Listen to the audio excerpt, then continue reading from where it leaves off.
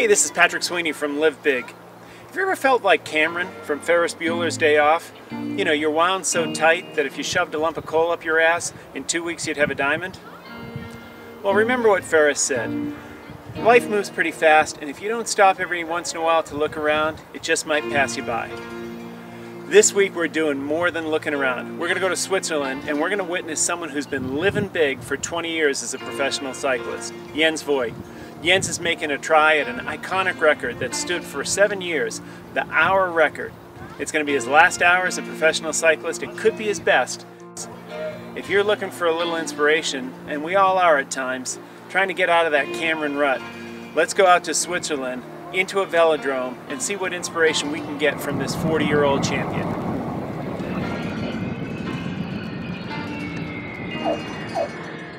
What's going to happen in a couple hours here is Jens is going to go around this velodrome. It's an inside track. It's very different from what he's used to. He's got a history as an amazing road racer. One thing is the fact that it's not a steady effort.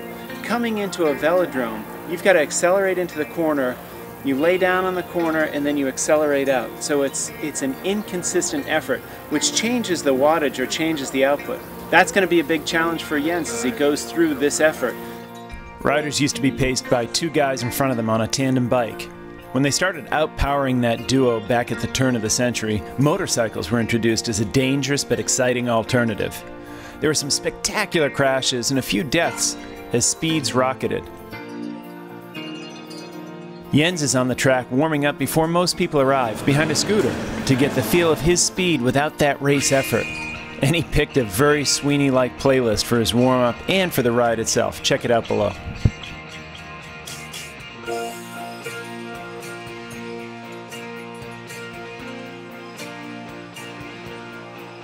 Jens has come out and he started to warm up. He's being paced by a little scooter, even up on those steep banks, but he looks really smooth. This is really exciting time. I'm kind of on the edge of my seat just waiting for things to start. We've got about 45 minutes, but it's awesome to see a 43-year-old man out there going after a record that 20-somethings normally chase. So let's go get it, Jens. Shut up, legs!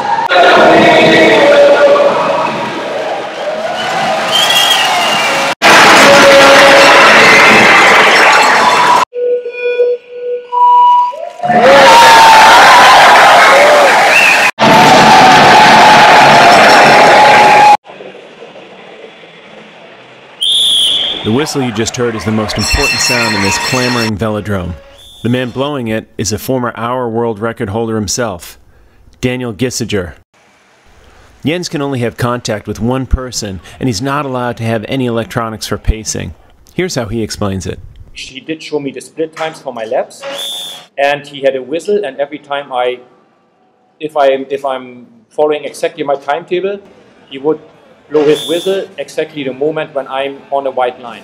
So if the sound of the whistle comes before I cross that line, I'm behind the timetable. If I pass the white line and he whistles then, it was because then I'm faster. Bike companies normally take 12 to 18 months to custom build for a record attempt. Jens gave Trek just 3 months. They adapted a road time trial bike, the Speed Concept 9. By removing the brakes and adding custom dropouts for the rear. They had to use Shimano road cranks instead of track cranks, which meant to keep the line of the chain efficiently straight with just one 14-tooth cog in the back, they needed a special rear gear custom made by Shimano. Lastly, the wheels, which have the Trek Bontrager brand on them, are actually made by Shimano. You can hear in the background, the excitement's really starting to build. There's about 10 minutes left and he's right on course to break the record. Just over 50 kilometers an hour.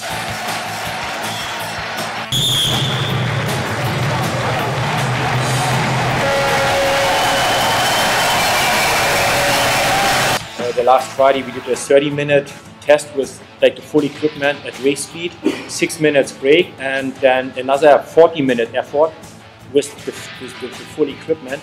And at both times I was at the timetable and I still felt I had a little reserves left.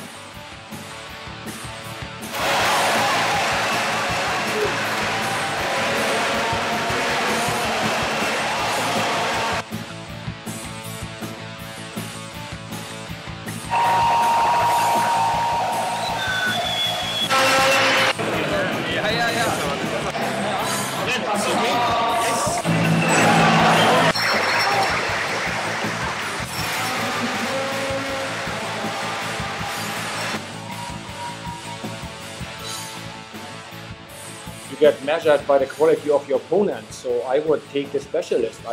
I think David Hasselhoff would be easier to beat. I think Chuck Norris is a pretty hard one to beat. So probably then, yeah. For all of us 40-something-year-olds, thanks, Jensie. It's a great example of living big.